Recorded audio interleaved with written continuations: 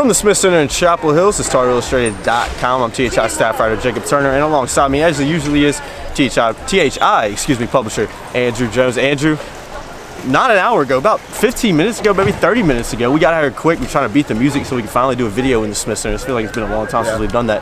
Carolina getting a big win over NC State, 85-79, breaking a 7-game losing streak. The last time Carolina won was on January 27th against NC State. So seems like the Tar Heels like playing NC State this season, but AJ, first thing we got to talk about in terms of this victory is Garrison Brooks. 30 points, 9 boards, hit some really big free throws down the stretch. Cole Anthony said it in his post-game interview. He said Garrison Brooks, he said he's the best big man in the ACC. I think that's up for debate. He's had some really big games this season. Been up and down a little bit. Free throw shooting's been a worry at times, but tonight he stepped up, made some big free throws that really led to that victory for Carolina, let him ice it late. But I mean, Garrison Brooks, Cole Anthony said this as well. He said he played like a grown man tonight, and I think that kind of goes without saying when you look at his performance. The way he sealed on the lower block, sometimes right in the middle of the lane, he sealed his man 4 or 5 times, giving the passers great entry lanes. Yeah. He goes up and scores. He drew, I believe, 7 fouls on low post situations tonight, going up to shoot. 14 of 16 from the line. You can really look at maybe 5 or 6 different things about Garrison's game tonight and isolate them and say, okay, here's why they won. There's a lot of other reasons why they won. But it begins with Garrison Brooks. 14 of 16 from the line. Think about it. 6 weeks ago, Georgia Tech comes in here. 7 weeks ago, Georgia Tech comes in here. They beat the Tar Heels. The only positive from that game was Garrison went 35 and 11. He was 17 of 18 from the line. Then he went on a stretch where he missed 15 straight free throws in this building. I know. I remember that. It was unbelievable. And I think the mark coming into this game was like 1 for his last 17 it has not been 3 great for his last 20 in this building. So horrible stretch. 14 to 16 tonight. I asked him what was the difference. He just said making them. I mean, it's a mind, it's mental. Royce talked about earlier in the year, it's mental. He did mention tonight, he told Garrison to get a little bit more arc on his shot, a little bit better rotation when it comes off his fingers, more technical stuff. But the bottom line is he hit the free throws tonight. If he didn't, they would have lost this game. Yeah, absolutely. Which is crazy considering all the things they did well. But he hit those free throws, so they won. He finished with 30. He threw the goggles off about 5 or 6 minutes in. Yeah, he had them on. Look, he injured the eye against Duke. Yeah. The goggles went on for Wake Forest. He didn't score a basket. It was a mess. He did not want to wear them. No. But he kept them on. He went for 20 and 22 in consecutive games. He put 20 up against Virginia, 22 against Notre Dame. Then he didn't play Saturday. In fact, I was in the press room at Louisville for the game, about 2 hours for the game. I went up to Steve Kirshner, the SID.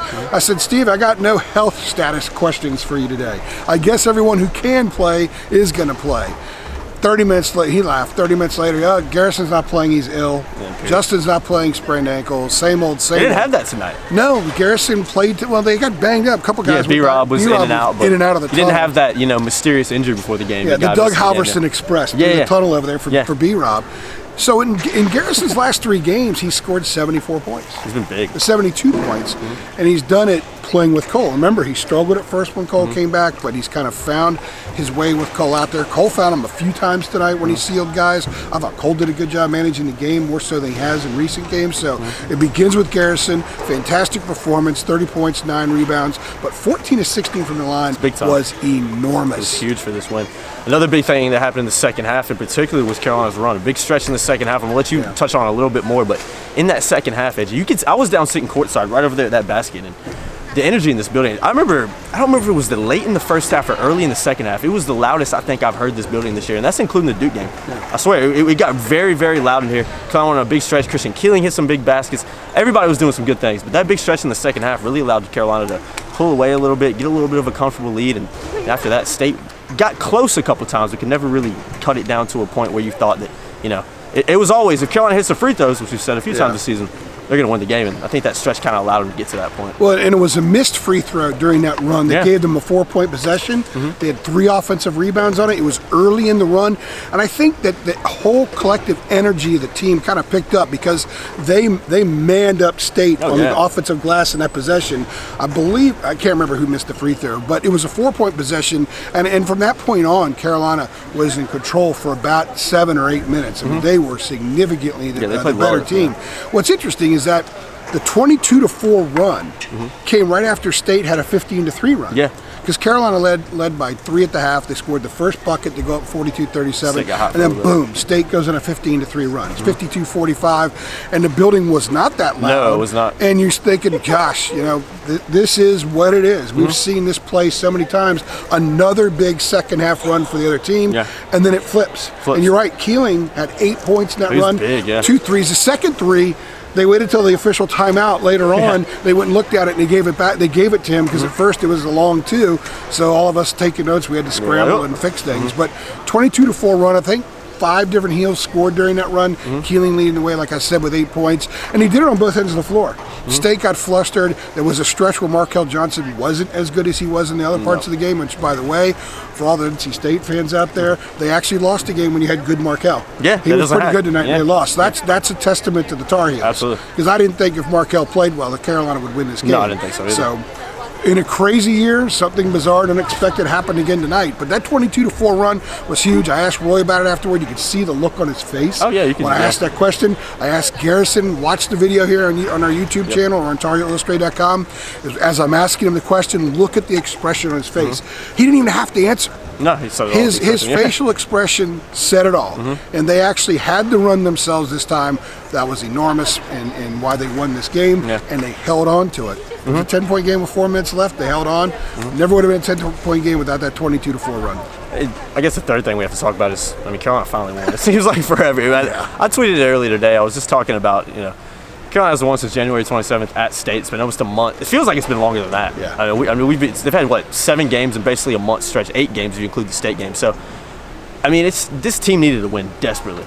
They needed, and not only did they need to win, but you kind of mentioned it with that big run in the second half. The way in which they won it, they hit free throws late. They haven't done that a lot this season. No. They responded to a big NC State run. They haven't done that a lot this season. We saw glimpses of what we've seen from this Carolina team at times. Andrew Platek talks about it all the time. He talked about it again today. He said this team is capable of competing with some really good teams, some of the best teams in the league. That all year. Yeah, some of the best teams in the country even. But those second half stretches where they go cold or they don't hit free throws always lets them down. Didn't happen today. Carolina gets a big win over NC State. State gets, Carolina sweeps, one of the worst teams in Carolina history, sweeps NC State, which I didn't really see that one coming. I really thought State was going to come here and get a win.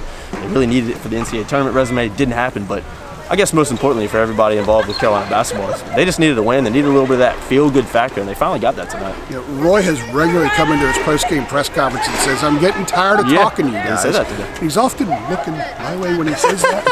It's been the case for 15 years. Like, come on, Roy. Anyway, so I asked him about that, and I said, what was it like going in that room?